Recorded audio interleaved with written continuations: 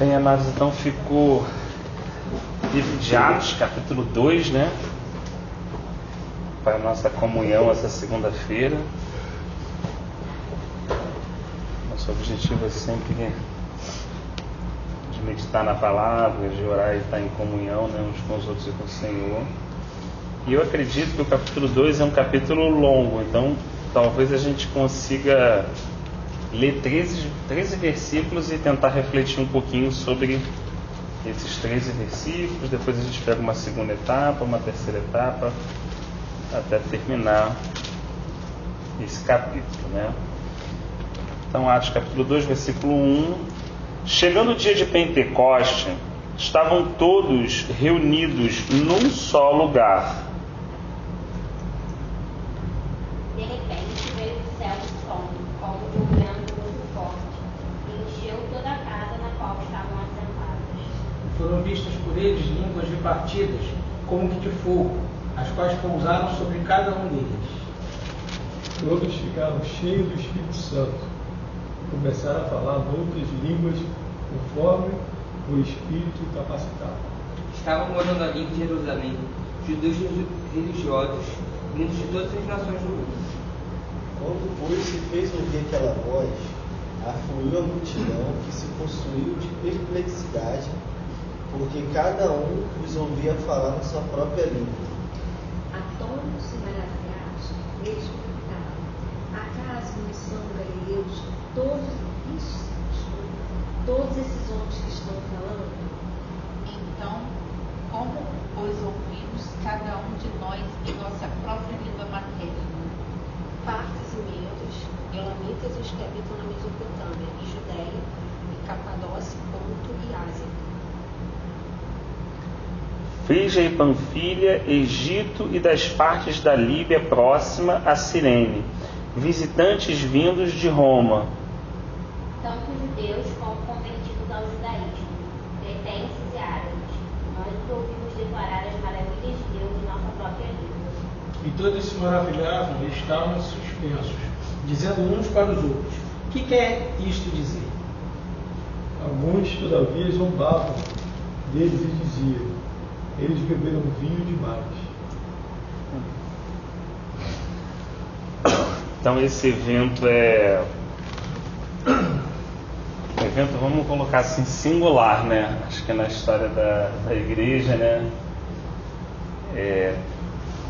Como a gente falou, a gente já deve ter ouvido muitas pregações de Atos 2. Acho que a ideia, a oportunidade que a gente tem é de refletir mesmo, no sentido assim, de pensar um pouco sobre esse trecho da Escritura e por que o Senhor decidiu registrar esse momento, né? E de repente, pelo menos para a gente ter um norte, talvez, né? Começar aqui no versículo 1, refletindo um pouquinho sobre essa questão de Pentecoste, né? Então, Pentecoste era uma festa que já acontecia, era uma festa corriqueira, digamos assim, para a nação de Israel, né? Assim, é impressionante como é que a palavra profética, ela é exata, ela é perfeita, né? Como muitos dos irmãos já colocaram e a gente já compartilhou junto, a gente sabe que no Antigo Testamento há muitas figuras, há muitas sombras que na verdade apontam para Cristo de alguma forma. E é impressionante como o Senhor assim cumpriu essas coisas numa precisão absurda. A gente poderia refletir pela fidelidade da palavra, como ele disse a Jeremias: eu velo pela minha palavra, né? Pentecoste, essa festa ou festa das semanas, a gente sabe que era comemorada 50 dias depois do Shabá da Páscoa, do Gadol Shabá, né? E essas coisas as pessoas fizeram durante quase 1500 anos, de uma forma natural, né? Agora, a precisão de Jesus Cristo ter morrido no 14º dia de Abib, precisão dele ter entregue a vida dele no 14º dia de Abib, que era exatamente no momento da Páscoa, tá? e o Pentecoste, que era o momento de colheita, o Espírito Santo ter descido exatamente naquela data, né, é uma precisão da palavra de Deus absurda, né? É Deus, pelo menos assim, numa reflexão, né, deixando claro que essas figuras estavam se tornando uma realidade para Israel. Ou seja, tá bom, durante 1500 anos, né, vocês sacrificaram o cordeiro. Eu vou sacrificar o cordeiro exatamente nessa data, onde vocês precisam sacrificar. Tá bom, durante muitos e muitos anos, eram 3 festas assim grandes e fora as outras festividades de Israel, durante muitos e muitos anos, desde a época da lei, vocês comemoravam a festa das semanas, né? Ou seja, dos primeiros frutos, né? Lembra de Jesus falando, olha, vocês dizem que ainda não está pronto, mas eu olho e vejo o campo está branco para a colheita. Jesus não estava falando de trigo, ele estava falando de almas. Naquele momento, ele estava conversando com a mulher samaritana, né? Então aqui, também, enquanto está ocorrendo uma colheita física, também vai ocorrer uma colheita espiritual, né? Então assim, essa forma de Deus trabalhar com a gente, né? Essa forma de Deus buscar se revelar ou fazer com que a gente conheça Ele através dessas figuras, no meu ponto de vista, é uma coisa assim, que deve gerar no nosso coração a certeza dessa fidelidade desse Deus, entendeu? Assim, quando a gente já passou por isso há muitos anos, mas se você lê o trecho de Êxodo, com bastante precisão sobre a preparação do cordeiro, a forma que corta, o que você faz com sangue e tal, assim, e você vê Jesus entrando em Jerusalém 4 dias antes e passando por todo aquele processo, e quando Jesus estava passando por aquele processo, um cordeiro físico estava passando pelo mesmo processo. Absurdo! Quando o cara fala assim, rapaz, hoje é o 10º dia de Abib, deixa eu pegar aqui meu cordeirinho que eu tenho que separar. Quando o cara estava fazendo isso fisicamente, o cordeiro de Deus estava sendo ali separado, o 10º dia estava entrando em Jerusalém. Então, enquanto acontecia algo, né, depois ele era sacrificado, ele passava, né, tinha toda aquela questão também do forno, né, da questão da provação. Então, toda a forma como se comia aquele alimento, então tudo isso é uma composição de figuras para o mundo espiritual. Isso estava acontecendo diante de todo mundo e ninguém se enxerga nada. Eu só conseguia gritar assim, o sangue desse homem cai sobre nós. E Deus estava falando de uma forma assim absurda, estava se revelando de uma forma absurda. Ao mesmo tempo que isso gera uma expectativa de grande fidelidade no meu coração, também gera um temor. Porque eu fico pensando assim, pô, não sou melhor que aquele cara, que aquele maluquinho que está lá. Será que Deus às vezes fala absurdamente comigo e eu estou cego, não enxergo? Será que Deus às vezes no meu dia a dia grita, faz uma mula falar comigo e eu ainda argumento com ela e falo assim, pá, sem ter noção que eu estou falando com uma mula? Será que Deus cumpre essas palavras proféticas com tanta perfeição na minha vida? Sabe, de uma forma tão maravilhosa, e eu sou cego para essa percepção, eu não consigo ver isso. Então assim, a reflexão não basta olhar o momento profético que Israel viveu, mas vale a gente se colocar nesse lugar como igreja, né? Porque se eles são a antiga aliança, nós somos a nova. Se eles são a oliveira verdadeira, nós fomos enxertados, né? Se eles têm a Páscoa, temos a ceia, mas tudo isso faz parte de 2 alianças, né? Pastor, eu tenho uma vizinha que era judia, tenho vizinhos judeus. Aí um dia eu fui com ela lá no Museu Judaico, no centro da cidade. Ela estava no trem falando comigo que quando o Machia vier, para eles vai vir, né? Aí para mim é Jesus, mas ela falou, quando o Machia vier, todo mundo vai seguir a lei de Israel. Então eu fiquei pensando assim, gente, eles não entendem até hoje, foi tanta coincidência, tanto sinal que Deus deu e eles não, tipo, sei lá. Não, perfeito essa colocação. Só vou fazer uma correção. Eu não sou pastor, sou Rafael. O que acontece? A Escritura diz, Paulo diz isso, amada, que é como o judeu tivesse um véu. Ele não consegue ver. E o processo é inverso ao que a gente imagina. A gente acha que Deus tira o véu para ele crer. Paulo não diz isso. Paulo diz que toda vez que um judeu crê, o véu é removido. É isso que ele fala. Então, quando ele crê que Jesus Cristo é o Yeshua HaMashiach, é realmente aquele, o esperado das nações, se completa. É uma coisa assim maravilhosa. Quem pôde ver já a conversão de um judeu, uma coisa assim impressionante. Isso vai acontecer ainda em massa, é uma promessa do livro de Zacarias, uma profecia que Deus deu, está no livro de Zacarias, e não vai ocorrer, né? Mas isso é uma reflexão também para a gente pensar como igreja do Senhor, né? Inclusive isso é uma recomendação de Paulo: quando a gente ceia lembrando da morte dele até que ele venha, né? Então isso assim, eu fico pensando toda essa precisão, como a gente falou, né? Essas coisas acontecendo e as pessoas ali não se dando conta. Eu fico refletindo assim, quantas coisas Deus está fazendo no nosso tempo, no tempo da igreja.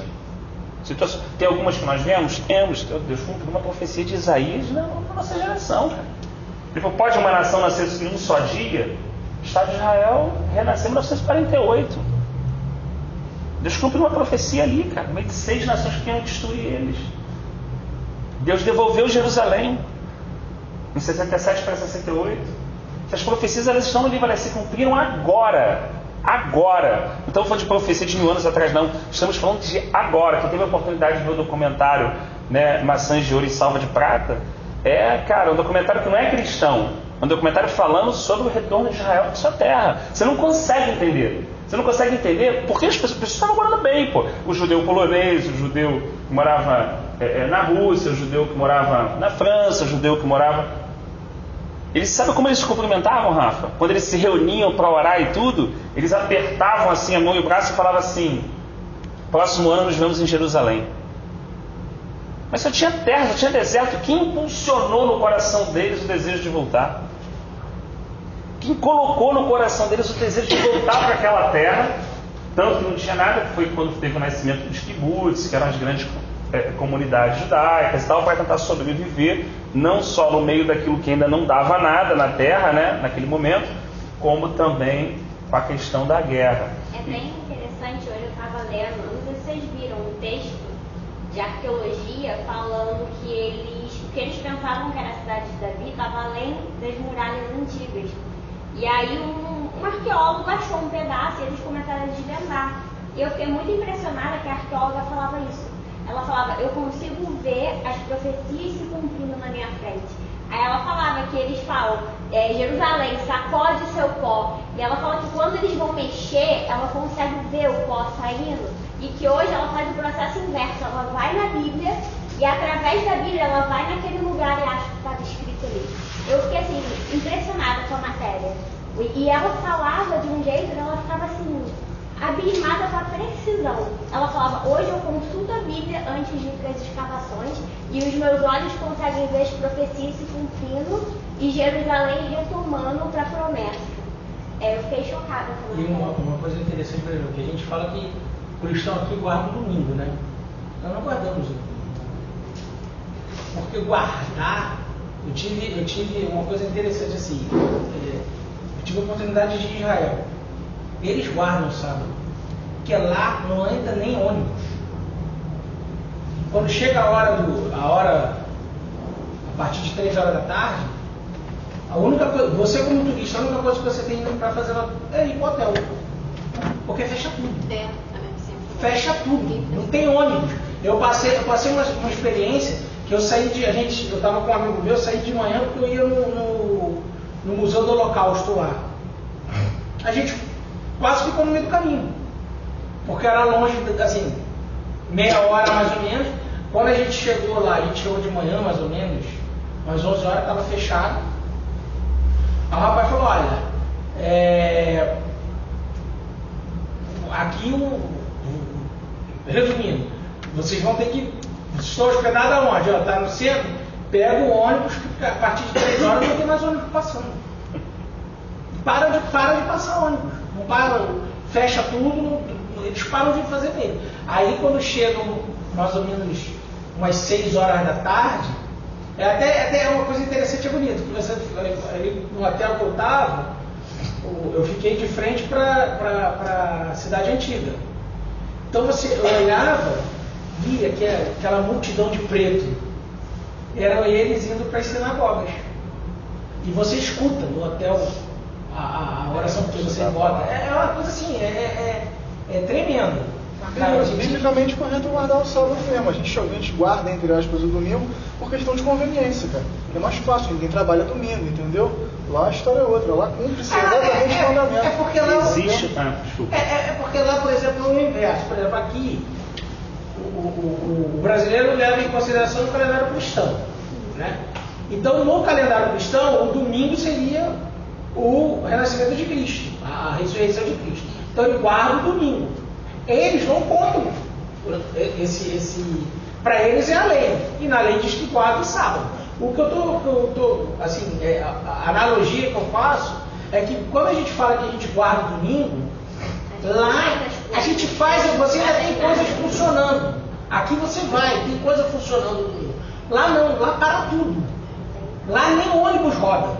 Entendeu? Eles guardam mesmo. A pessoa não pode trabalhar, se eles não trabalham. O pessoal no sábado lá, depois do horário, não tem trabalho.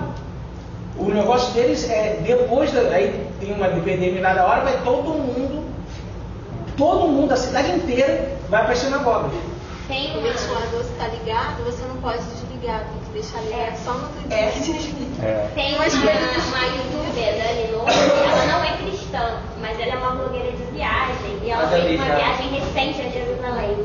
E eu assisti essa série só por causa disso, porque apesar dela não ser cristã, o vídeo dela mostrava isso, mostrava ele vindo. Ela saiu à noite para comer, ela não achava comida, tudo fechado. E aí dava a hora que acabava, e aí ela falou: gente, há 2 segundos atrás isso aqui estava fechado, agora a rua tá cheia, todo mundo sai. Parece que é um passe de mágica. E assim, quem puder ver, ela não é cristã, ela fala muita bobagem, mas assim, ela retrata a cidade de uma forma, eu ficava arrepiada vendo os vídeos.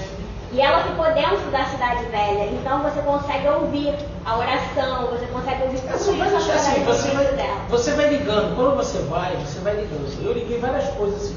Esse colega meu não era cristão, eu era. Então assim, foram coisas até para ele também, porque eu tive experiências, por exemplo, quando eu cheguei no túmulo de Cristo, né, no Santo Sepulcro, ele não conhecia o Santo Sepulcro. Por quê? Porque lá assim, o que a igreja fez? A igreja católica, todos os pontos mais importantes da cidade, Jerusalém é pequenininha, todos os pontos importantes da cidade, eles fizeram uma igreja. Então, assim, tem uma igreja que eles falam do Santo Sepulcro, que aí eles colocavam, que aí vai ver a igreja católica, colocaram uma imagem de Cristo deitado no chão, aí com os candelabros, as pessoas chegam ali. E quando eu cheguei lá, eu falei assim, eu não vim ver esse, não foi esse túmulo que eu vim ver, né? E a princípio eles não divulgam, porque a princípio a igreja do sepulcro é aquela. Então eu fui conversar com o rapaz do hotel, aí eu fui ver que pelo mapa, ela é toda dividida, a cidade. Então você tem uma parte católica, né, protestante, assim, a católica, você tem a judaica, você tem a parte muçulmana, que é onde fica a mesquita com a coisa, e do lado de fora tem o jardim, que é administrado pela igreja adventista.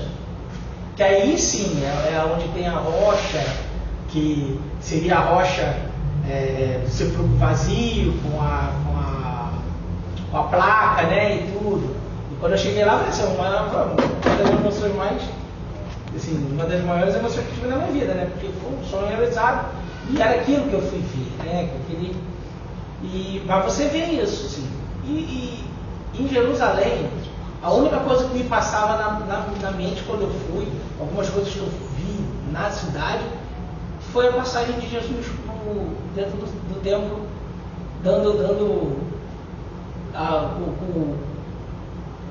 açoitando lá os vendedores. Porque infelizmente a cidade é um comércio total. Aproveitando assim, esse gancho, Paulo, acho que é um cara que a gente pode refletir, porque escreveu com essa propriedade, era um fariseu, né? Um hebreu de hebreu, era fariseu, cumpridor de toda a lei, né? Então Paulo tinha uma compreensão sobre isso que a gente falou assim, né? Que os irmãos estão compartilhando, absurda, né? E eu acho muito legal como ele define essa compreensão. Ele disse que os irmãos dele, né, inclusive ele chorava por isso, ele até falou se o nome dele pudesse, ele fez a mesma atitude de Moisés, né? Se ele pudesse abrir mão para que os judeus pudessem ser salvos, era como o coração de Paulo queimava antes dele ter o entendimento que era para ele para os gentios, né, nessa fase. E ele coloca uma coisa muito interessante, ele diz que os judeus têm zelo sem entendimento. Isso é uma definição muito própria, né? Existe um zelo sem entendimento, né? Porque esse fenômeno, esse ocorrido que nós vamos ver agora, a descida do Espírito Santo, ele vai mudar totalmente isso. Ele vai trazer a realidade, que seja o sábado ou o domingo, o homem não foi feito para o sábado, e sim o sábado foi feito para o homem. Então, você agora que vive pelo Espírito de Deus, entendeu? É como agora, dentro do nosso contexto, por exemplo, se a gente fosse alguém tão rigoroso assim, Jesus curasse no domingo, para alguém tão rigoroso ia dar ruim, né? Ia ser algo que ia trazer um certo conflito, né? Então, o nosso guardar hoje, pelo menos na compreensão que Paulo colocou, está mais ligado à sensibilidade de ouvir do Espírito e de andar no Espírito. Esse é o guardar agora. O guardar não se torna agora um zelo sem entendimento, ou uma liturgia de algo que foi transmitido, e sim o que? Jesus falou assim, outra comida tem para comer, o pão, né? Fazer a vontade do meu Pai. Então, eu só falo aquilo que eu ouço meu Pai falar. Então, o nosso guardar hoje, né? E aí não é um guardar intermitente de dia, porque é algo contínuo, a gente vai verificar isso até agora na explosão dessa comunidade cristã, digamos, nesse início, né, desse derramar do Espírito de Deus sobre esses irmãos que estão aqui, a gente vai perceber isso e vai até compreender por que Estevão foi apedrejado primeiro e não alguns outros apóstolos, pelo modo como ele já compreendia a nova aliança. Né? O discurso dele, vamos observar o discurso dele, por que o discurso dele trouxe, né, tão próximo a esse apedrejamento, e você percebe que ainda João, Pedro tiveram essa compreensão um pouquinho depois, apesar de serem apóstolos, uma coisa muito própria. Até essa questão do guardar e tudo do judeu, a gente vai trazer também para a igreja, no caso protestante, você vai ver também muitas coisas que nós fazemos, né, em questão de doutrina, de liturgias, né? E você vê diversas igrejas que a gente tem aqui, várias denominações, cada uma tem a sua particularidade, uma não pode fazer isso, outra não pode fazer aquilo, né? Você tem isso. E o judeu tem dela, assim, vamos dizer assim, eu sempre digo que o judeu está baseado na lei. Você falou uma coisa muito própria agora. A gente nem isso, né? É mais errado que eles. A gente nem isso, é mais ou menos isso. Às vezes eu vejo protestantes falando dos judeus, e às vezes eu até argumento isso para gente, olha só, você tem que entender. Primeiro, o judeu que não é o judeu messiânico, né? O judeu que segue o que está na lei, ele está seguindo a lei. Muitas igrejas evangélicas hoje seguem uma doutrina que, se você for olhar, não dá. Não tem nem respaldo bíblico. Não tem uma lei específica. Né? Tem esse o lance da carta, né? De uma igreja para outra. Tem denominação que exclui a pessoa, tem denominação que não dá carta, mas coisas assim. Tem coisas assim. Eu não sou assim, um aprofundado judaico, mas na época que eu fiz teologia, a gente teve um seminário de uma semana na minha faculdade e foram rabinos lá. Se você for ler, assim, vamos dizer assim, o único defeito é que eles não aceitaram Jesus. Porque se você for ver a beleza da cultura judaica, é uma coisa assim, sabe? É uma coisa linda. Assim, em termos de tratamento entre eles, sabe? De tratamento do irmão para com o irmão.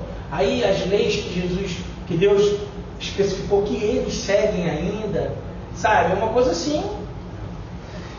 Esse gancho, né, que vocês trouxeram de volta, acho que era o gancho inicial também da reflexão, não olhar realmente para o judeu dessa forma, mas contextualizar o grau da nossa cegueira atual. Como foi falado, pelo menos ele tem a lei, pelo menos Deus falou, né, através da Bíblia, eu fundei Jerusalém, né? E em nenhum momento a gente vê toda a nossa divisão denominacional, essas questões como bíblicas, né? A gente não consegue nem se encaixar nisso. Nas cidades existia apenas uma igreja. Quando você está lá, são os irmãos que se reúnem na Galácia, são os irmãos que se reúnem em Corinto, são os irmãos que se reúnem em Roma. Você não vai em Roma, tem uma rua com 7 denominações, entendeu? Então nós vivemos hoje um período de grande Babilônia espiritual, né? De muita confusão. Nós temos já uma unidade do Espírito, porque isso foi dado, mas nós ainda estamos caminhando, como Paulo falou, na questão da unidade da fé, na compreensão. Veja que a Escritura coloca clara, Paulo coloca isso claro, bem com bastante clareza, apesar de ter toda essa bagagem. Ele diz o quê? Há um só Pai, há uma só fé, há um só batismo, há um só Espírito. Só tem um, pô. Não tem como, tá? Não tem como dividir. Desde aquela época Paulo já falava, caramba, ainda bem que eu não batizei muita gente. Porque ainda bem que eu deixei. Porque o pessoal já está criando esse esquema. Um sou de Paulo, sou de Pedro. Meu irmão, quem morreu por vocês na cruz não fui eu. Paulo já estava saindo daquilo, quando hoje a gente vê uma atitude diferente. Pelo contrário, de alguém achando que as ovelhas são dele, que os discípulos são dele, que a minha ovelha, que o meu discípulo. Irmãos, eu sei que às vezes é só um português, mas é um cuidado, e aí a gente não está falando do outro. Mais uma vez, a reflexão é para mim, para o Rafael, para cada um de nós, não é para o A, para o B, para o C. É um cuidado que nós temos que ter, porque eu não tenho ovelha, eu não tenho discípulo. Nós fomos chamados para fazer discípulos para Ele. Nós fomos chamados, às vezes, ou para alimentar, ou para apacentar, ou para conduzir as ovelhas dele. Há um só curral e um só pastor. É isso que diz o Evangelho. Isso é uma característica do protestantismo. É, uma característica. Porque no judaísmo e no islamismo, você não tem essa divisão de denominação. Exceção é porque eles trabalham assim, são as sinagogas, tem diferentes lugares, mas não tem essa A, B, C, D ou E, né? O cara é judeu, ponto, acabou. Ele não é Onde judeu acabou. da Aqui no Brasil da você se sinagoga converte X. duas vezes. Tem Você se divisão converte pra fazer. a Cristo, depois você se converte a uma denominação. Porque a gente tem que ter um cuidado. O que a gente está falando aqui não é nenhuma menção de crítica, apenas de reflexão. Nós devemos às vezes, né, congreguei muitas vezes em muitos lugares, talvez o irmão falava para mim, não, você é metodista. Eu falei, não, eu não sou metodista. Eu estou me reunindo em uma denominação metodista. Até porque a igreja não é o prédio. A gente fala assim, não, vai até a igreja, vira à direita. Não, vai até o templo. Cuidado com a palavra. Porque a igreja é o corpo. Paulo falou que se a gente ceasse em discernir o corpo, a gente está trazendo uma maldição para a gente mesmo. A igreja do Senhor Jesus Cristo é o corpo dele. E somos nós que somos a sua noiva. Então, essa história, eu vou na minha igreja, porque na minha igreja, isso não existe biblicamente, são os maiores absurdos que são falados. Porque só há uma igreja, só há uma noiva e só há um corpo. A Bíblia diz isso, o Evangelho diz isso. A gente, como homem, que cria uma Babilônia, uma grande confusão. Então, quando a gente menciona isso também, não é, mais uma vez, em tom de crítica, eu sempre tenho esse cuidado, é em tom de reflexão. Para quê? Para que realmente o nosso coração esteja em Cristo. Para que a nossa conversão seja para Cristo. Há pessoas, às vezes, que defendem mais um manual de uma denominação do que a Bíblia. Porque aqui está escrito. Então, são os cuidados que nós temos que ter. A nossa regra de fé, de vida, é a palavra de Deus. A palavra do Senhor. Cristo é a nossa pedra fundamental, também o nosso marido, também o nosso irmão mais velho, cabeça da igreja. Então, assim, voltamos a pensar na reflexão inicial. Qual é o meu grau de cegueira? Hoje, que a gente está vendo aqui o grau de cegueira de Israel. Mas eu, Rafael, eu sei que eu tenho um grau de engano, eu não consigo perceber o quanto enganado eu ainda estou. Mas cada dia Deus me mostra um pouquinho o quanto eu estou enganado. Pô, era assim, ele falou, calma aí, Rafael, isso não é a minha igreja. Isso é qualquer coisa que você chame. A minha igreja é o meu corpo. E eu sei por onde passa o meu sangue. Eu sei que aquele que não tem o Espírito de Cristo, isso não é dele, é o que Paulo falou. Então Deus vê uma igreja invisível. Deus vê um corpo do qual, invisível no sentido assim, nós não conseguimos delimitar esse, aquele ou esse lugar. Não conseguimos delimitar isso. Nós tentamos muitas vezes nós erramos tentando acertar. Tentando acertar, nós erramos. Tentando fazer a coisa certa, a gente às vezes dá um tiro pela culatra, vamos colocar dessa forma. Estou falando pessoalmente por experiências pessoais que eu passei. Então, assim, da mesma forma como um judeu, no zelo sem entendimento, né, pode fazer tudo aquilo que está escrito ali nos evangelhos que a gente estudou, trazer aquela moral, digamos, toda aquela situação toda. Quantas vezes eu, Rafael, não matei um irmão meu com uma palavra?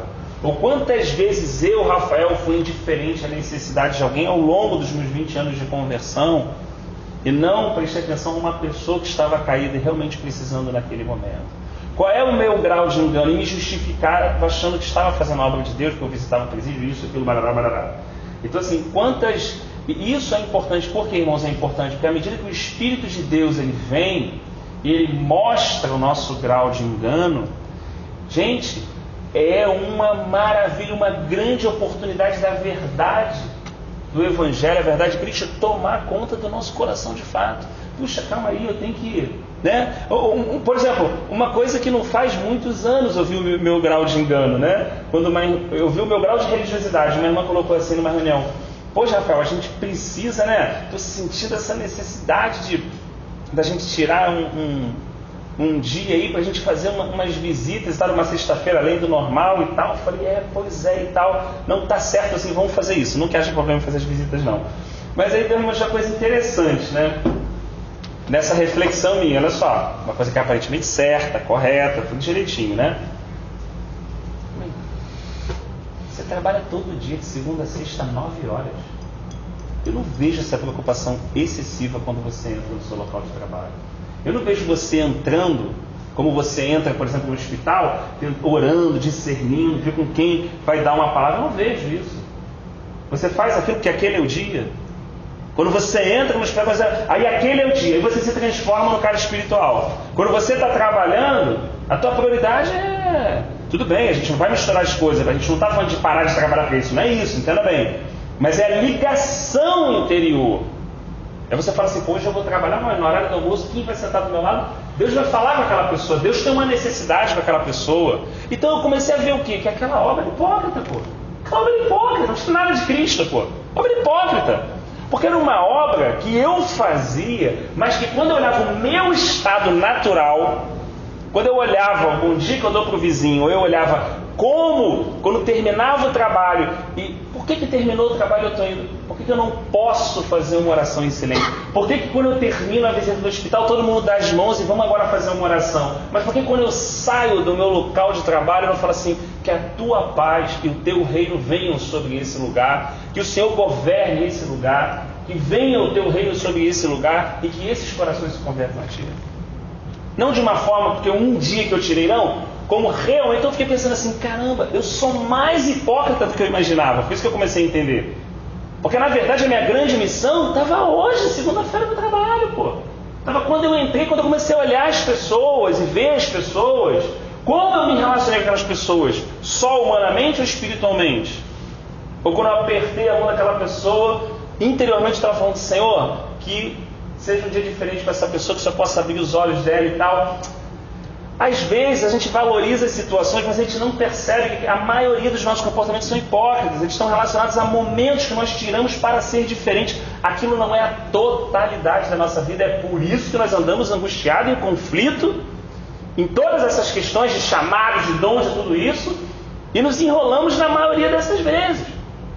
Jesus não tinha isso.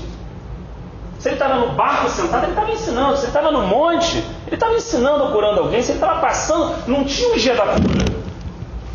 Pô, hoje eu quase faço isso, eu boto uma placa, hoje é o dia da cura, irmão. Vamos, não é assim que a gente fez? Jesus tinha esse dia para curar, ou para ensinar, ou para exortar, ou para desmostrar, ou para socorrer alguém. Então ele virou para o judeu e falou assim, quer dizer que se teu boi caiu lá não vai quebrar a tua perna, você não vai ajudar ele no sábado? O que ele estava fazendo isso? Ele estava desconstruindo esse zelo sem entendimento para entender o que o Espírito queria trazer, que é misericórdia quero, e não sacrifício. O que eu quero não é um zelo, não é sacrifício, não. Vim aqui, pá, eu li a Bíblia, estudo e tal, não sei o quê, reunião de oração, estou aqui, eu estou ali, não é isso. Essas coisas precisam ser feitas pelo Espírito. E essas coisas precisam ser feitas sem segmentar, sem particularizar. O desejo da oração, do clamor, num local de trabalho, num local da rua, porque é isso, Estevão não foi apedrejado dentro de um templo. Estevão não foi, estava na rua, pô. Os irmãos se reuniam onde? No Pedro e Salomão, na praça. Eu lembro uma vez quando a gente começou a estudar a Bíblia numa praça, uma certa não tinha lugar, até tinha lugar, mas começamos a estudar numa praça, eu vi também uma outra questão, que eu me vi também naquela questão. Pô, aí eu via que alguns colegas não vinham e tal. Você falou assim, tinha vergonha, porque de noite ele ia na festa da praça, pô. Então o pessoal questionava ele, então ele não queria estar de manhã na praça. Mas sabe o que mais surpreendeu? As pessoas que saíam do mercado com a compra do supermarket paravam e ficavam ouvindo até acabar e depois iam para casa. Eu falei, caraca, meu irmão, tá tudo errado. A demagogia estava quem estava sentado. Tá tudo errado. A compreensão, a espiritualidade carnal, aquilo que Isaías falou chorando. Vocês aprenderam mandamentos de homem e repetem maquinalmente isso. Vocês cantam, mas o vosso coração está longe de mim. Eu me vi assim, falei assim, caramba, realmente Deus, eu estou aqui com essa galera e tudo, obviamente, eu faço uma oração, eu peço para o Senhor salvar esse pessoal do meu trabalho e tudo, entenda bem, irmão, não estou falando isso, mas não é disso que a gente está falando, é de uma motivação interior, é da gente segmentar as coisas, é porque a gente sente algo que é tão assim, mas por que eu não sinto essa presença quando estou sentado na minha mesa de trabalho? Por que eu não desce esse óleo, essa unção? Porque o anjo do Senhor está ali acampado ao nosso redor. Por que alguém quando entra na sala fala assim, pô, pode vir na tua sala, eu sinto algo diferente? Porque era isso que Jesus, quando caminhava, era esse tipo de testemunho que era dado, pô. Às vezes a gente chega a ver o absurdo da pessoa, que ela está tão distante que ela fala assim, vem na minha igreja que alguém vai te explicar, porque, olha só, já perdeu tudo. Viu o quê? Você é a luz do mundo, você é o sal do mundo, você recebeu o Espírito de Deus, a água tem fluido dentro de você, se não está, tudo errado, não manda esse cara lá não. Porque se você está assim falando isso, nem manda esse cara lá, meu irmão. Tu vai mandar o cara para uma cova, que vai ficar dentro de 4 paredes ouvindo alguma coisa. Vai minguar o cara. Veja, Jesus falou, eu vim para dar vida e vida com abundância. Eu vim para que vocês tenham vida. Tirando pequenas exceções, a cura da mão mirrada no templo, o Azorrague, quando ele virou as mesas e confrontou os cambistas e essas situações, irmãos, ele estava falando de um lugar onde multidões afluíam. Porrava o barco, sentava lá e começava a falar. Então assim, quando a gente fala isso, traz uma palavra de equilíbrio. Em nenhum momento, para que fique claro também, né? Em nenhum momento a gente está falando que a gente não deva estar aqui segunda-feira, senão a gente nem estaria, eu não devo estar ontem. Os irmãos ali, em nenhum momento a gente está falando disso. A gente não, porque muitas pessoas caem em extremos e tentando derrubar conceitos humanos, elas vão para outros extremos humanos. A gente não está falando disso. Exatamente. Eu não estou falando se eu vou guardar o sábado, se eu vou guardar o domingo. Eu estou falando que eu sou de Cristo. Eu tenho que guardar todo dia, pô. Eu tenho que guardar o Espírito de Deus falando no meu coração. Eu tenho que ouvir todo dia. Davi falou isso no Salmo. Porque pela manhã eu ouço a tua graça. E à tarde o teu bom Espírito me guia pelo caminho que eu devo andar. Ele não estava falando no horário do culto, ele estava falando em qualquer dia, pô. Qualquer dia, essa era a realidade. O coração dele estava dessa forma. Era na caverna de Adulão, era em Ziclag, era em Fulano, não tinha nem tempo, não tinha nem nada. Irmãos, todo Israel estava montado. E a gente sabe que estava vivendo escuridão espiritual. Tinha templo, já na época de Salomão, tinha templo, tinha sacerdote, tinha sacrifício, e existia uma escuridão. Agora, quando Nabucodonosor veio e deu o seguinte recado, Deus falou que trouxe Nabucodonosor. Nabucodonosor foi a vara de Deus, Jeremias deixou claro. Ele é a minha vara, ele é vara nas minhas mãos. E trouxe, e falou o seguinte, vocês não estão entendendo que isso aqui não funciona. Vocês não estão entendendo que vocês estão vivendo em torno disso. Vocês vêm no sábado, guardam, sábado, faz tudo isso, mas está tudo morto. Então eu vou fazer o seguinte, eu vou mostrar fisicamente como é que eu vejo espiritualmente. Então vem Nabucodonosor, derruba o muro, quebra, saqueia, queima as portas, tira os ferrolhos, destrói tudo. Essa é a mensagem. Quando os israelitas estavam olhando para aquilo, é como Deus estivesse falando assim para ele, é assim que eu estou vendo. Lembra quando ele falou para Ezequiel, vem cá, bota o olho aqui nesse buraco e olha o que eles estão fazendo. É como Deus estivesse falando assim, é assim que eu estou vendo vocês. Agora, olha o que é a essência. Leva eles para um cativeiro. No cativeiro tinha templo? Não. No cativeiro tinha sacerdote? Não. No cativeiro tinha sacrifício? Não, porque eles não podiam sacrificar fora de Jerusalém, em hipótese alguma. Né? No cativeiro tinha lá a questão da lei, toda aquela... Não. Mas quando Daniel dobrava o joelho 3 vezes ao dia e orava, tinha presença, parceiro. Tinha presença. O que eu quero? Eu quero lá, nessa situação toda e tal, e a morte espiritual, como Ezequiel falou, sou um vale de osso seco, estamos morto mesmo. Hoje o que eu falo para Deus é isso, eu estou morto. Eu estou morto. Claro que eu estou morto. Eu estou com um monte de coisa de hipocrisia na minha vida. Quando eu olho, cada vez eu estou uma lambada maior que a outra. Cada vez quando eu vou viver, que eu acho que estou entendendo uma coisa, pô, tu tá achando, tu tá longe pra caraca ainda, irmão. Cada vez que eu tento olhar, eu vejo mais hipocrisia. Cada vez que eu ainda tento apontar para o outro lado, a coisa fica pior para mim ainda. Para eu entender que não tem que olhar para nada, para criticar, por isso eu tenho muito cuidado. Não estou falando isso em críticas de ninguém, estou falando só uma reflexão, meu irmão. É impossível um ser humano estar diante de Jesus Cristo de Nazaré e não ver uma hipocrisia na vida dele. Ele está certo, é impossível a gente estar diante do rei e não ver uma mazela no meu coração, pô. Então não estou diante do rei, não estou vendo ele, não estou discernindo ele, porque se eu estivesse discernindo, meu irmão, a noção da minha miséria, da minha hipocrisia, ela ia aparecer. Todos os dias eu ia terminar o final do dia olhando as minhas incoerências e agradecendo, obrigado pela tua graça, porque o verbo se fez carne e habitou entre nós, pelo teu sangue derramado que todos os dias me justifica dos meus pecados, desse resgate, dessa redenção tão preciosa. Todo dia, não é no dia de ceia que eu ia pedir perdão, como o nego ensina, para fazer não sei o quê. Todos os dias eu ia gemer por esse sangue derramado na cruz. Porque eu ia estar vendo a minha necessidade, eu estar vendo a minha cegueira, eu estar vendo o grau de incoerência que opera dentro da minha mente. Mas eu não estou, irmão. Estou longe disso. Quando eu chego perto da Escritura, eu já chego com um temor, porque alguma coisa vem, pô. A gente tem 2 opções. Ou a gente torce isso aqui para ficar bem, ou a gente deixa isso do jeito que está, meu irmão, e deixa torcer aqui dentro. Tem alguns que preferem torcer, já fiz muito isso, não, torcer aqui. Outra coisa é você deixa isso aqui, porque isso aqui é o meu espelho, eu não posso trocar. Deixa eu torcer aqui dentro. Deixa ele purificar aqui dentro, deixa ele trabalhar aqui dentro, deixa ele amassar aqui dentro, mas isso aqui eu não vou mexer com o meu bel prazer, eu não vou pegar uma questão ou outra isolada de uma forma assim. Então, o Espírito Santo está vindo sobre os homens. Deus está cumprindo uma palavra profética pela boca do profeta Oséias. Joel, né? Derramarei meu Espírito sobre toda a carne. Isso aqui está acontecendo agora. É uma grande preciosidade, mas a gente pode se perder até nas promessas de Deus.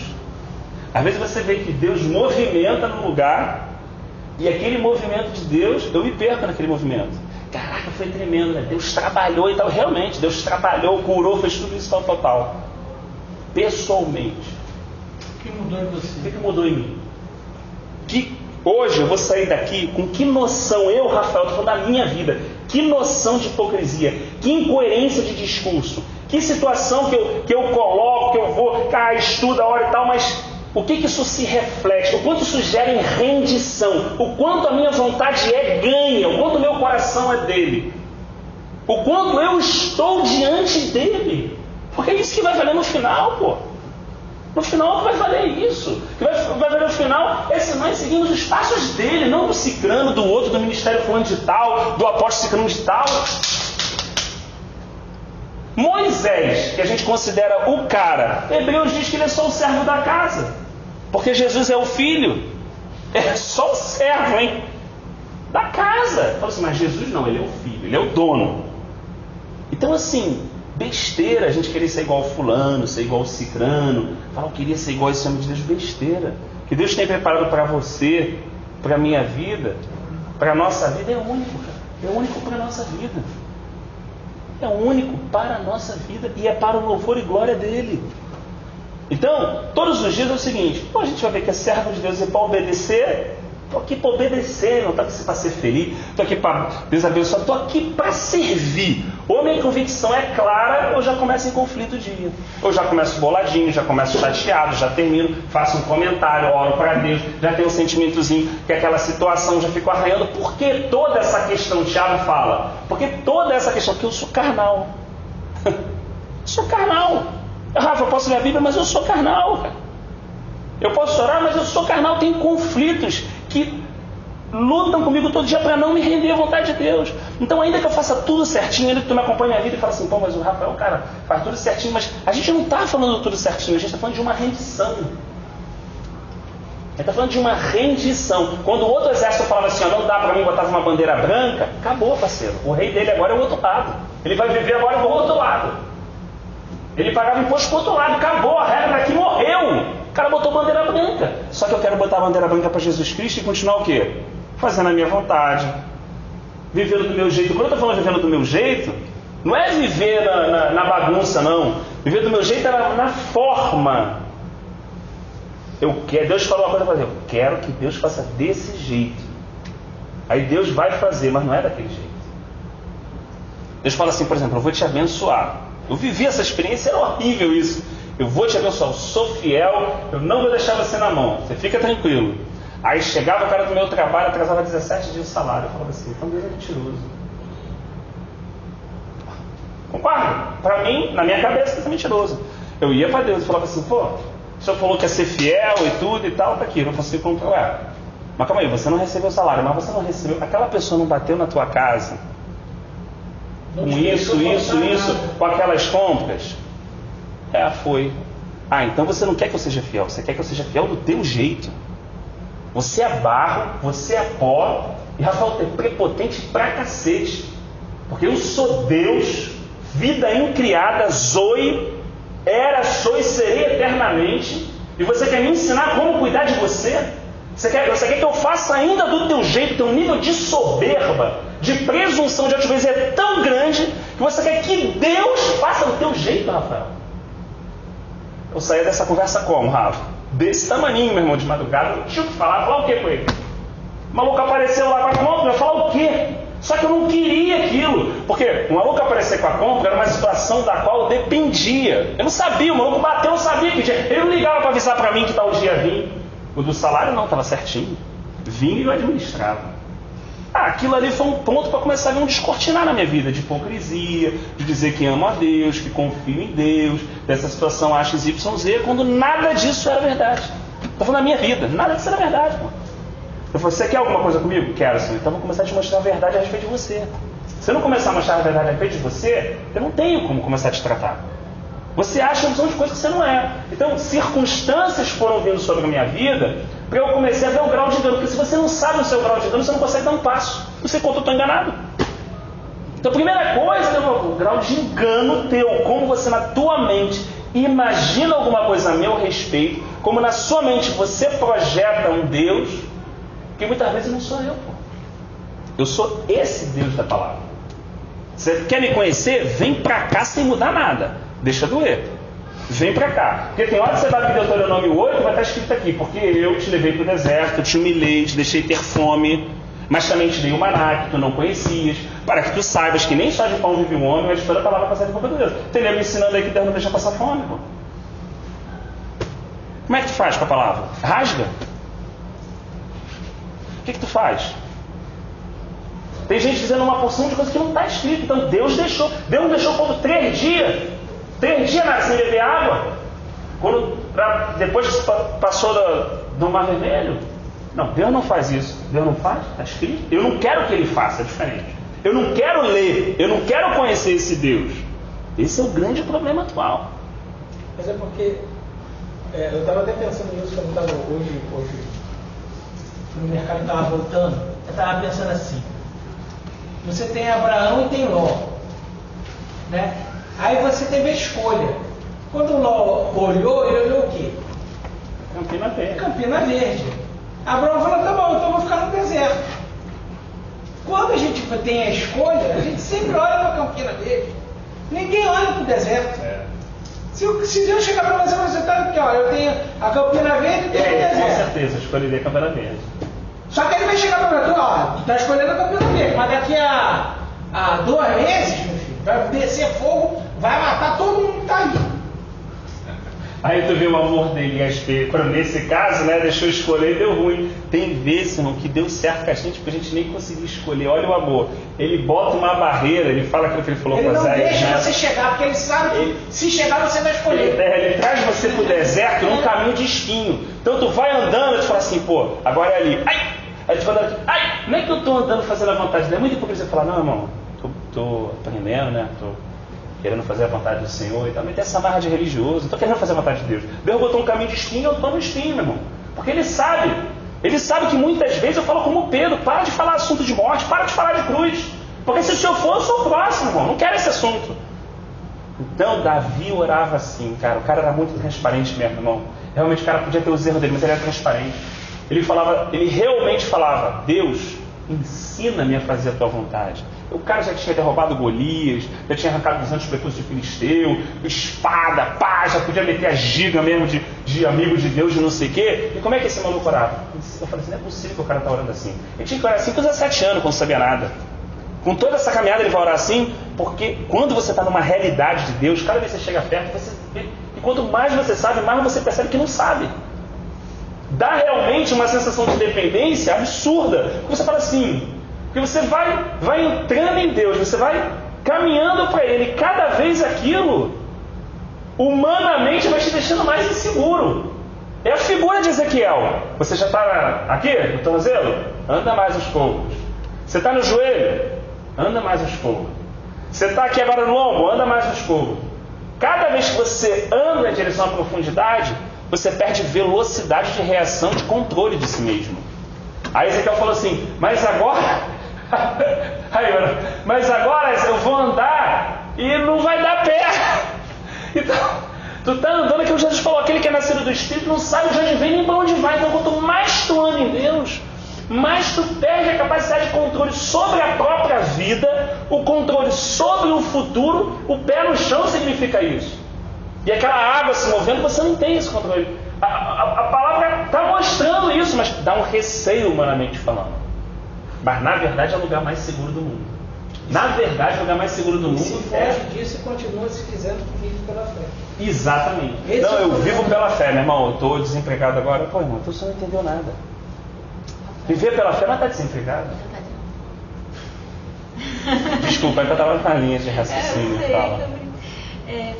Quando você falou da questão da religiosidade, né? Você falou assim, por que eu sou uma pessoa na visitação e eu lembro de uma experiência que eu tive recentemente, eu passando por situações, quando eu gosto de arejar minha mente, eu gosto de ir pra praia. E tinha muito tempo que eu não fazia isso, e o Senhor me resgatando assim, em algumas coisas, fui eu pra Copacabana lá, né? Vou pra praia. Aí tava caminhando lá, pra mim, eu fui achando que eu ia esclarecer minha cabeça e que, sei lá, ia tirar um pouco a atenção dos meus problemas, né? Isso foi a minha mente que eu fui.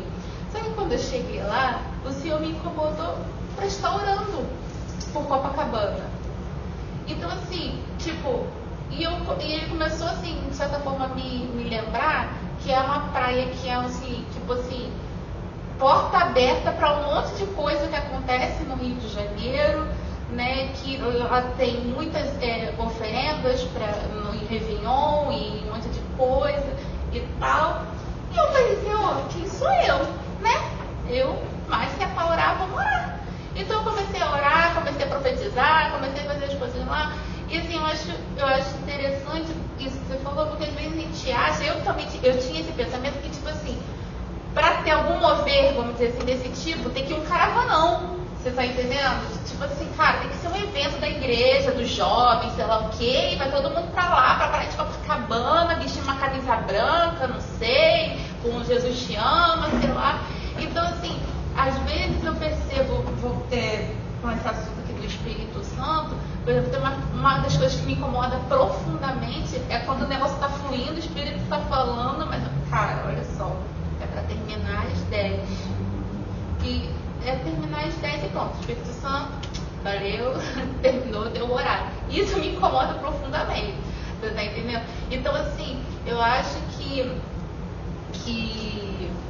tem muito a ver com isso, né?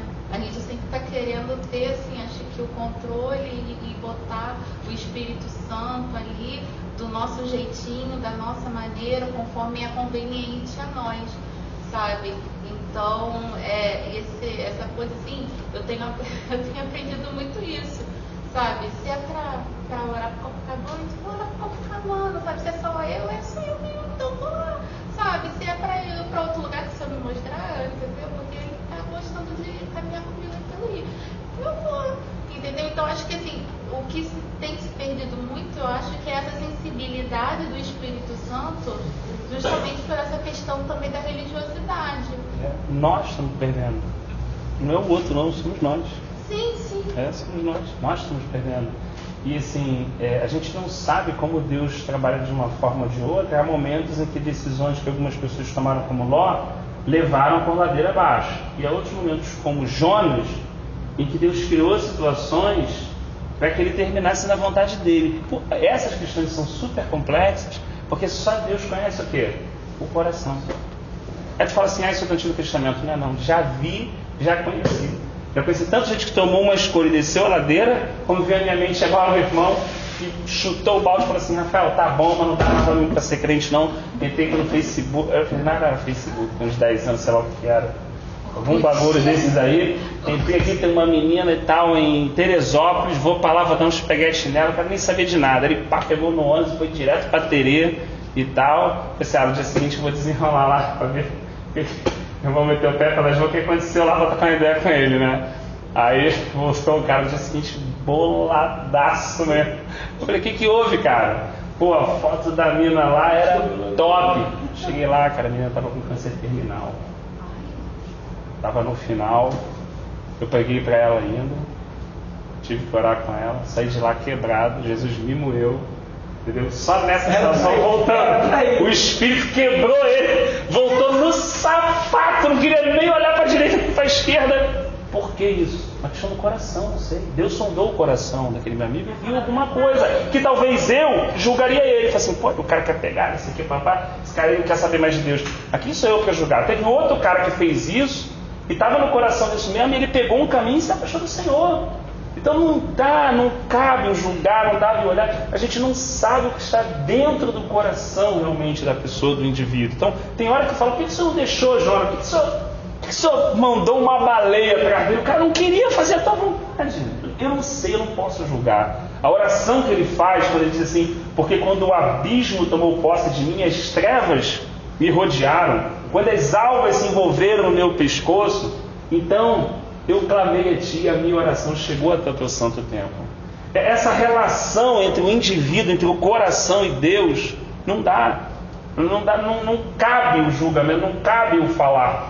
Por isso, muito importante essa reflexão em questão da essência. Ele fala assim, de repente veio do céu um som como de um vento muito forte e encheu toda a casa na qual estavam assentados. Algumas pessoas que talvez tenham mais conhecimento assim, né? Alguns estudiosos também colocam essa questão, né?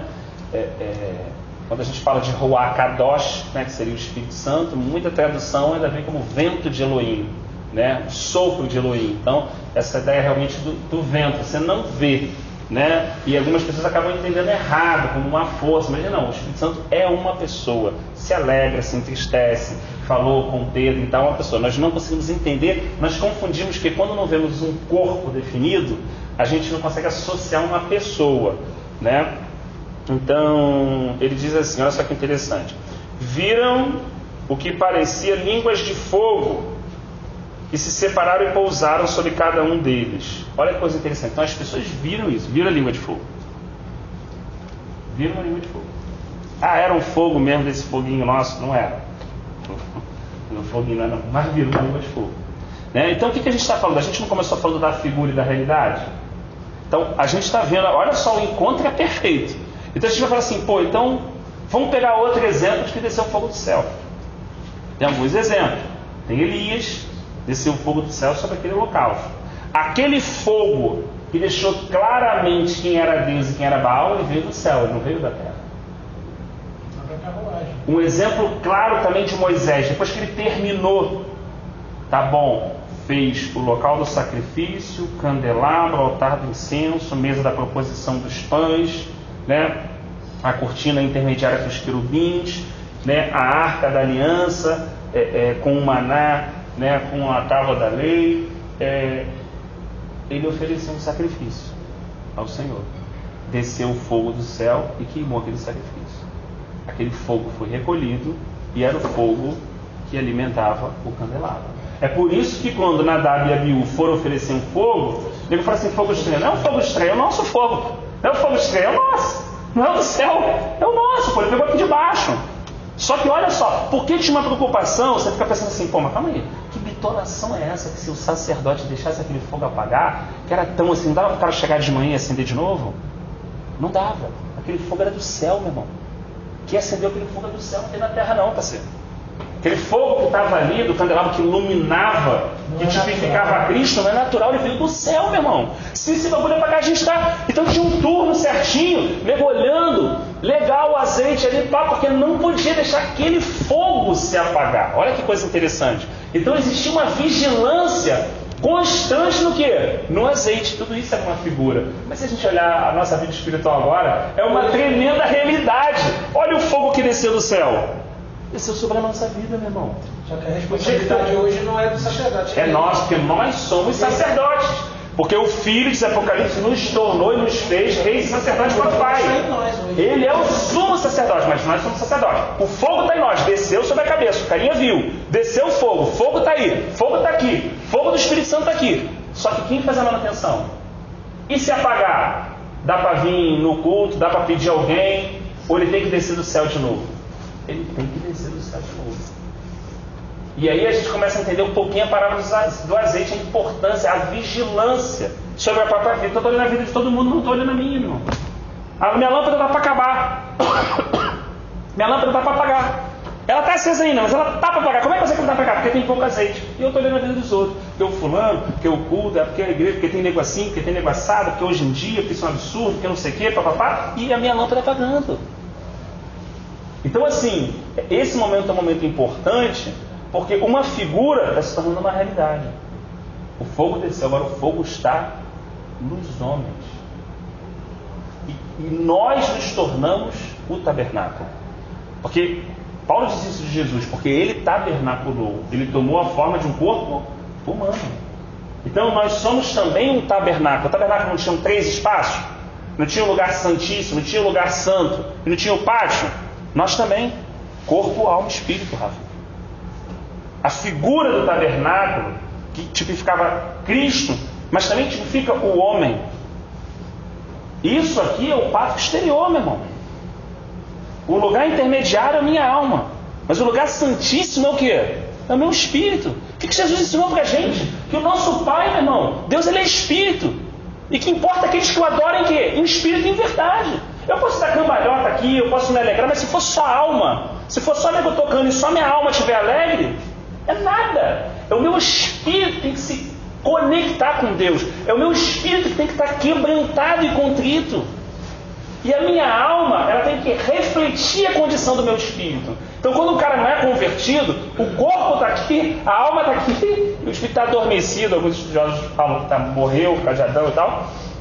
Mas não importa, não queremos polemizar. Mas a conversão é a inversão disso.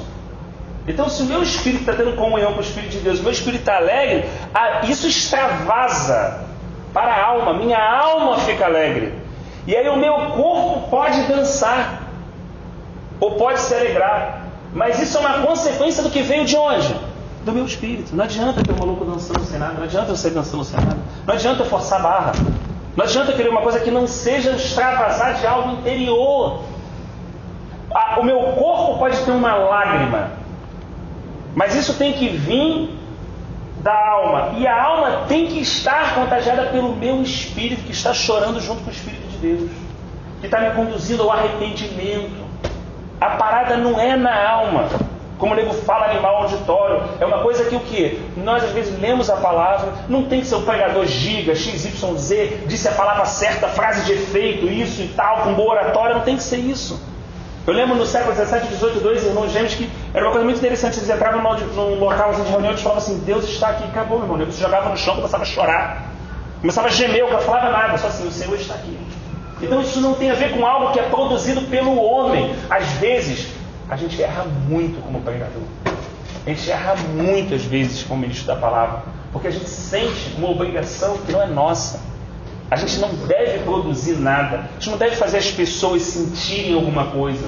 A gente não deve emocionar as pessoas. O dia que Esdras leu o livro da lei, irmão, ele só leu o livro da lei. Como eu estava falando, quando ele terminou, ele estava chorando, irmão. Era um livro seco, hein? Livro seco. Foi ele que manipulou? Foi ele que conduziu? Ou o Espírito de Deus gerou um quebrantamento?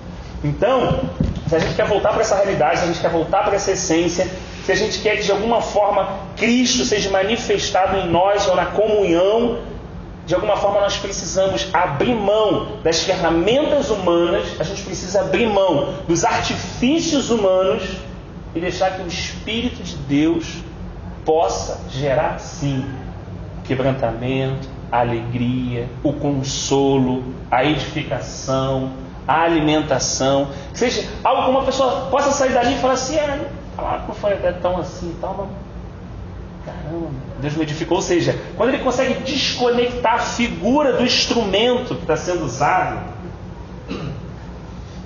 para quem realmente é o dono da obra.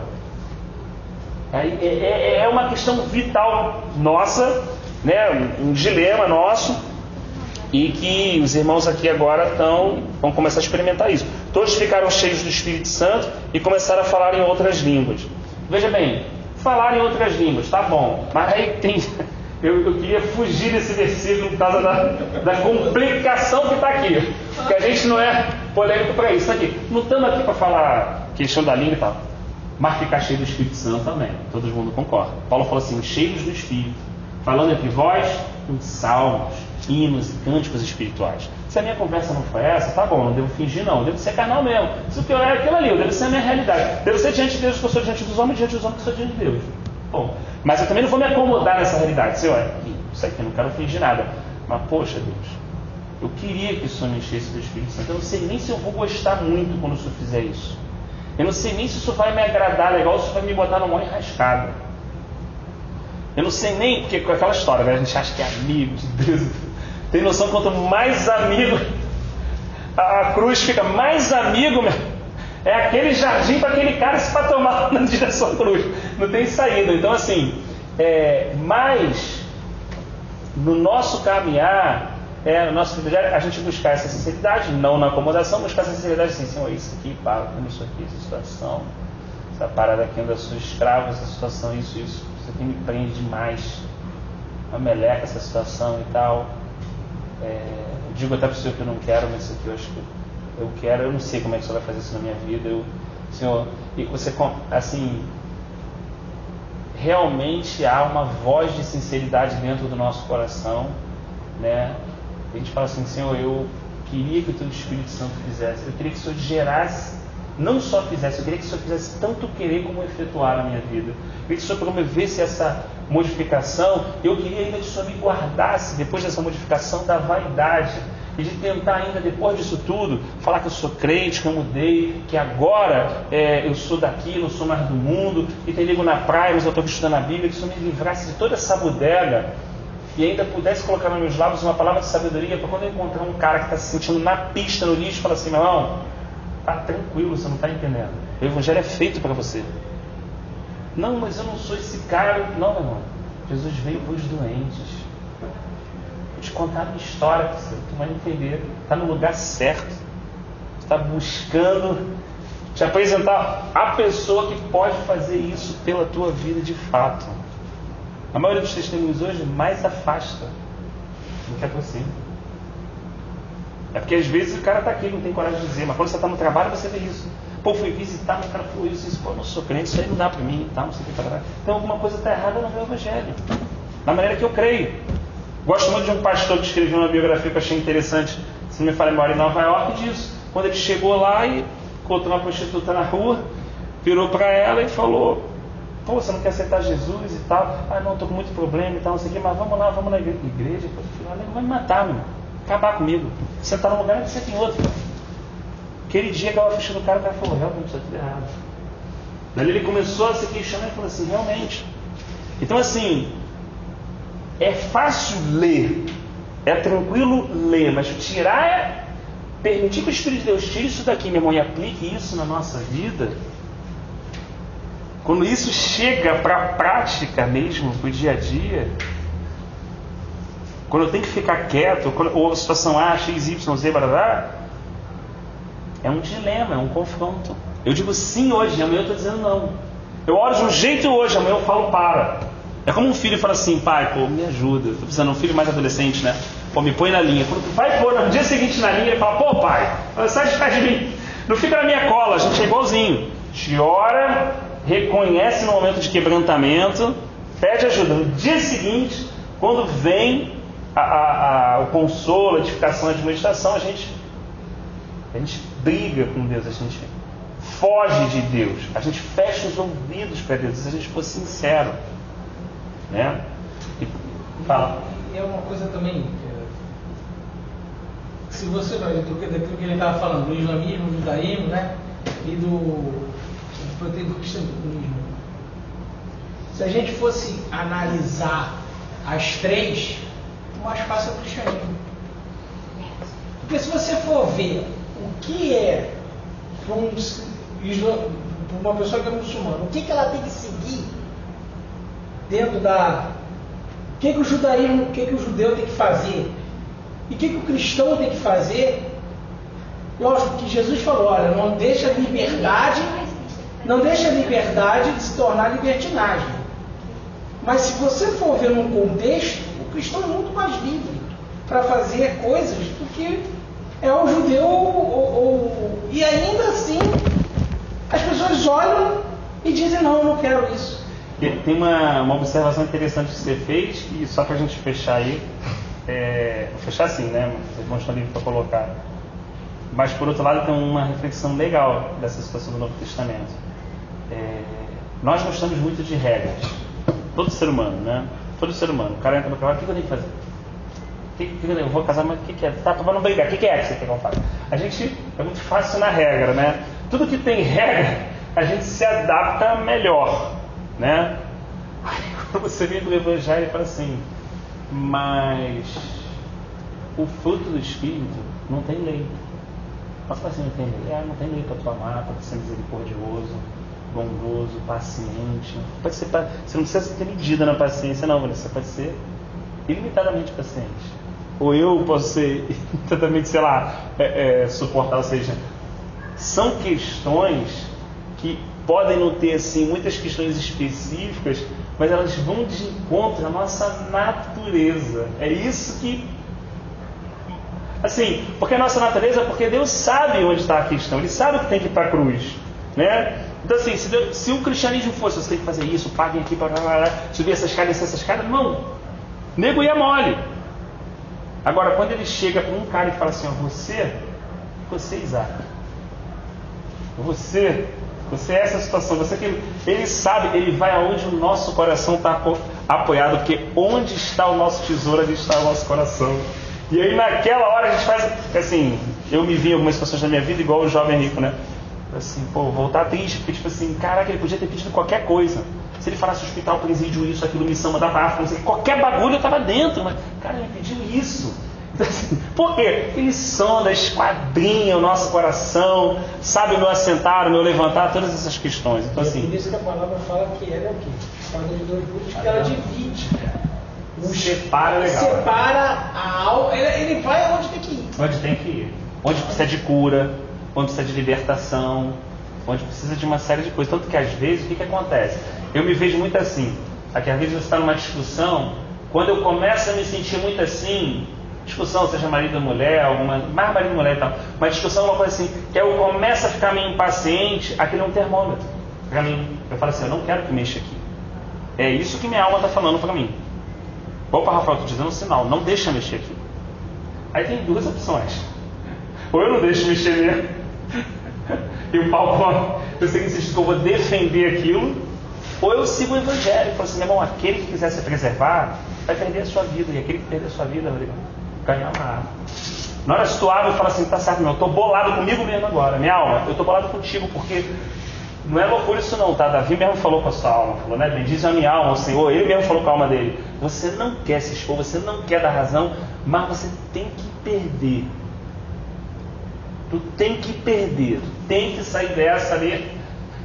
Assim, se você não lutar mesmo no Senhor, é claro, não é uma luta carnal, no Senhor mesmo, Cara, a gente briga para se preservar.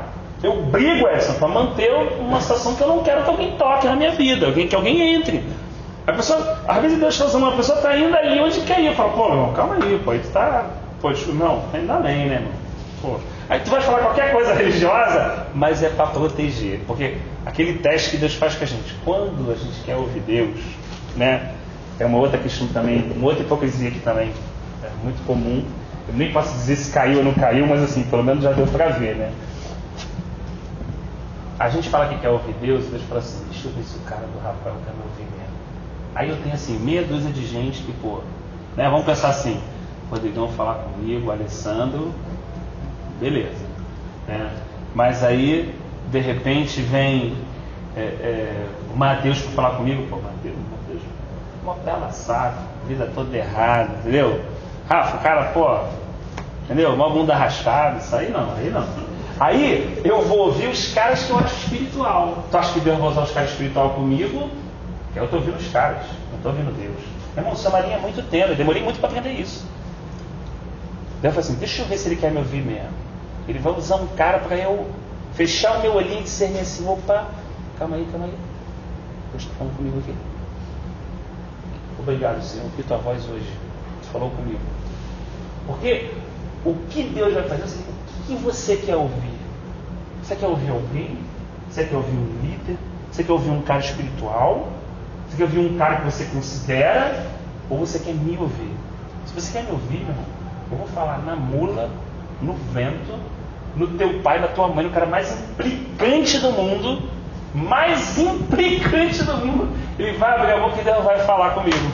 E aí o que vai ver? Realmente a pessoa que quer ouvir a Deus, ela vai estar com a anteninha realmente ligada, ela não vai olhar para a pessoa, ela vai falar assim, puxa vida.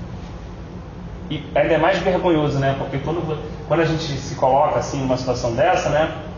É mais vergonhoso, porque se eu não quero ouvir aquele cara, porque acho melhor que ele, Edson. E aí, quando Deus fala através dele, caraca, eu olho assim e falo assim, caraca, não é só ouvir. Quando eu estou ouvindo, Deus está consertando uma opção de coisa dentro da minha vida.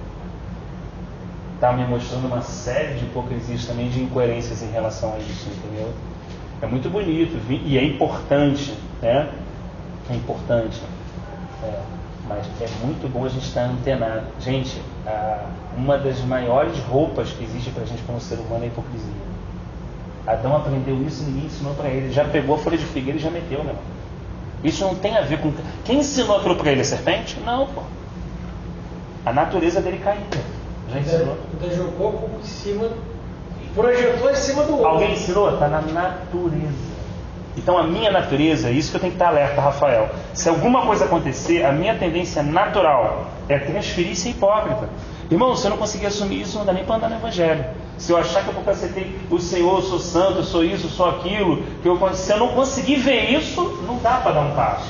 A primeira coisa é entender isso. Se der ruim, se der uma discussão, se der um negócio, a primeira coisa que eu tento é fugir, tirar o meu da reta e meter hipocrisia. Por que é importante ver isso? Porque no momento que isso acontecer, a gente vai pedir ajuda ao Senhor. Senhor, essa é a minha natureza. Mas o teu Espírito Santo habita em mim. Não deixa eu me esconder. Não deixa eu tirar o meu da reta. Não deixa eu dar uma desculpa. Rapidamente falando, não, irmão, sabe o que é? É que o irmão falou isso, então eu tinha entendido, a gente manda essa rapidamente. Nossa carne é ágil nisso. Porque é muito melhor fazer isso do que chegar e falar assim, pô, irmão, a verdade foi essa, na verdade é que eu te julguei mesmo, eu vi, pô, isso vai expor a minha imagem, mas vai mostrar a minha condição. Mas ao mesmo tempo, vai me conduzir diante do Senhor a uma cura real. A uma cura real. Muitos de nós, eu me incluo em muitas situações, dilemas que eu tenho pessoais, às vezes não fomos curados, não porque Deus não quis, mas porque ainda não apresentamos as nossas feridas. Muitos de nós não fomos curados não é porque Deus não quis, é porque decidimos não tomar o remédio que parecia mais bozo que Ele colocou diante de nós. Nós estamos falando, não, Deus ainda não. Deus não. Eu não quis tomar. Quando minha mãe me dava aquele negocinho de remédio do óleo do peixe, com o cara carregando a peixe, eu saía correndo, pulava o muro, aquilo ali, eu tomava o negócio, quase vomitava, eu não queria. Era um bagulho muito ruim. É o que João comeu, e quando desceu aquela palavra, foi, no ventre dele foi ruim. Tem coisa, irmão, que Jesus disse que os discípulos falam assim: pô, discurso duro esse, irmão. Que parada é essa? Jesus falou assim: vocês não querem ir, não? O pessoal está indo, pô. Pode seguir, tá tranquilo. Jesus não ficou assim: calma aí, pô, vai diminuir os membros, caramba, Jesus não vai cair esse mês. Calma aí, vou mudar minha pregação. Ele não fez isso. O compromisso dele não era com isso. Não era agradar as pessoas, não era dízimo, não era número de membros, não era nada. Era ter uma oportunidade de uma cura real. É trazer um evangelho poderoso que pode produzir mudança na vida do ser humano, que pode descortinar, mudar a mente, comportamento, conversão, sair da adequação daquele século. Esse era o compromisso do Senhor, em amor. Ele estava fazendo aquilo, mas ele, claramente, ele sabia, estava fazendo aquilo ali, sabia a condição de cada um e tal, como ele ia operar, como ele ia trabalhar. Então, assim, houve realmente um milagre, porque as pessoas começaram a falar em outras línguas. E essas línguas não eram línguas celestiais, eram línguas que as pessoas das redondezas entendiam. Então o que o texto diz? Que eles olhavam para aquelas pessoas e viam as pessoas falando no idioma deles as grandezas de Deus. Então isso é possível? É. Realmente é. Às vezes é para confundir mesmo, né? Um cara analfabeto na cadeira de roda, não sabe nem falar, a gente vai dar uma profecia em espanhol, em inglês. Realmente é para quebrar a gente mesmo, que estudou anos em inglês mediano. Anos em inglês mediano. Espanhol melhorzinho que eu trabalho. Aí tu vê o cara, a gente foi na cadeirinha. E esse caso estava Alice e Daniel, estão até no grupo aqui, né? Vocês podem acompanhar, que são da Patagônia, hoje moram em Mendoza, na Argentina. Faz mal, e deve levantar o cara e pegar para vocês, mas tu fala assim, pô, tu quiser ver. Uma vez um pastor falando que ele não sabia nada de espanhol, aí ele, não sei, Deus ensinou para ele lá na hora, sei lá, ele pregou, evangelizou espanhol, nunca tinha falado, e foi o Espírito Santo. Existe realmente esse milagre. A gente fecha esse primeiro trecho assim, dos 13 versículos nessa reflexão. Obviamente o assunto é muito mais extenso, né? E o importante nos assuntos é a gente refletir e, dentro do possível, há coisas que são dogmáticas, há coisas que não devem ser dogmáticas. Existem muitas pessoas feridas no meio cristão por exemplo, não falarem outras línguas e serem recriminadas. Entendeu? Então, assim, não é batizado no Espírito Santo. E é falar que não é batizado no Espírito Santo e tal. Então, assim, o carinho que a gente tem, o batismo no Espírito Santo é um revestimento de poder. A gente deixou claro, né? Que a gente usa a lei da que seja revestidos de poder. É um revestimento. A gente encoraja os irmãos que busquem esse revestimento, que é bíblico, encoraja, mas jamais a gente deve segmentar as pessoas. Jamais deve existir um local por causa disso ou não por causa disso. Jamais uma pessoa deve se sentir melhor ou pior ou excluir um irmão por causa disso. Bom fosse se pudéssemos chegar a uma compreensão de ajudarmos para que... Porque às vezes aquele irmão teve aquela experiência, mas ele teve uma outra experiência da qual eu tive ainda no Senhor. Então assim, né? Não, e dom, às vezes a pessoa não tem um dom divino, ou ela tem outros dons que tem outros dons. São vários dons aqui que eu não quero.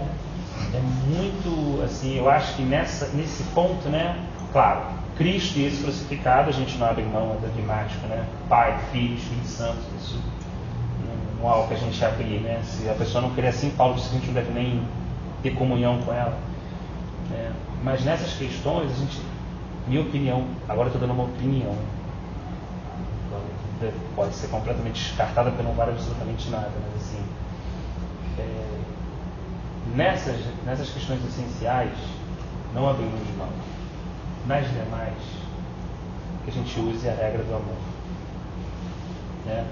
Se de repente um irmão entende que Jesus vem antes da tribulação, outro entende que Jesus vem na tribulação, eu já fiz muita besteira, irmão. A única coisa que eu quero hoje é esperar Jesus do lado desse irmão. Eu não quero mais nada. E quando Jesus vier, eu não fico. Esperar nesse sentido, eu não quero abrir a minha Bíblia para discutir com o meu irmão. Eu não quero abrir a minha Bíblia para dizer que meu irmão está errado ou certo. Se eu tenho essa compreensão, que ele vem durante, meu irmão tem antes, a única coisa que eu quero é esperar junto dele. É ajudar ele nessa caminhada e receber a ajuda dele. É só isso. É não matar e não ser morto. Sabe? É aquela história. Às vezes na vida cristã eu já fui cair, que matei algumas pessoas, no meu falar, no meu criticar. E às vezes eu já fui Abel, fui morto. E Hebreus ensina uma coisa muito interessante. Abel, Jesus falou, o escritor de Hebreus falou assim: o sangue de Abel clama por justiça, mas o sangue de Jesus Cristo clama por perdão. Muitas vezes eu fui Abel também, fui morto, mas queria justiça. Fui morto, mas fiquei bolado. Fui morto, mas saí daquela congregação. Fui morto, mas não queria falar com fulano. A única coisa hoje, irmão, eu não quero nem ser Abel, nem ser Caim. Eu quero que meu coração clame com o sangue de Cristo, clame por perdão. Perdoe a minha ignorância e a ignorância daquele meu irmão, e que junto, perdoado, a gente possa estar aprendendo a amar aquele que nos salvou. Só. Saiu daí, foi para a religião, foi para o costume, foi para isso. Respeito, tenho carinho. Meu irmão, hoje eu sento onde tem um cara que usa véu, que não usa véu. Se o cara canta o corinho, o hino, se ele canta o hino de adoração, para mim não me interessa nesse aspecto, entenda bem. Eu não estou falando de questões antibíblicas. Me interessa é porque se eu não tiver amor pelo cara que está sentado do meu lado, não interessa o meu grau de compreensão da Bíblia. Não interessa o que eu sinto quando aquele corinho toca. Não interessa. Entendeu? Você vê Jesus cantando um hinozinho ali antes de ir para o Monte das Oliveiras, versão basicão daquele, né? Papapá, um hinozinho hebraico, indo. E hoje, às vezes, por um irmão mais idoso que canta um hino, quantas vezes eu já vi, quantas vezes eu não vou dizer eu já vi, porque eu boto na conta do outro. Quantas vezes eu fiz. Essa é a reflexão que o Rafael fez para mim. Quando tinha aquele hino, tá vendo? Meu irmão, olha, isso aqui é adoração. Quantas vezes eu falei uma meleca dessa? Quantas vezes eu expus uma opinião, expondo meu irmão, quando o livro de Provérbios me ensina que a minha nudez eu devo mostrar, mas a do meu irmão eu devo cobrir. Era isso que faltou para Cã em relação a Noé. E por isso que ele sofreu aquele juízo. Então assim, eu acho que essa reflexão, pelo menos inicial, esse papel do Espírito Santo em termos de nos iluminar, nos conduzir em toda a verdade, ele realmente é fundamental e a gente depende dele para isso, né? Hoje, tipo assim, parece que pinta uma luz, mas amanhã, se essa luz não pintar, acabou de novo. Eu já me meti o pé pelas mãos e tomei outras decisões, né? Ou falei outras besteiras, ou fiz outros julgamentos, né? Que o Senhor nos ajude no nosso caminho.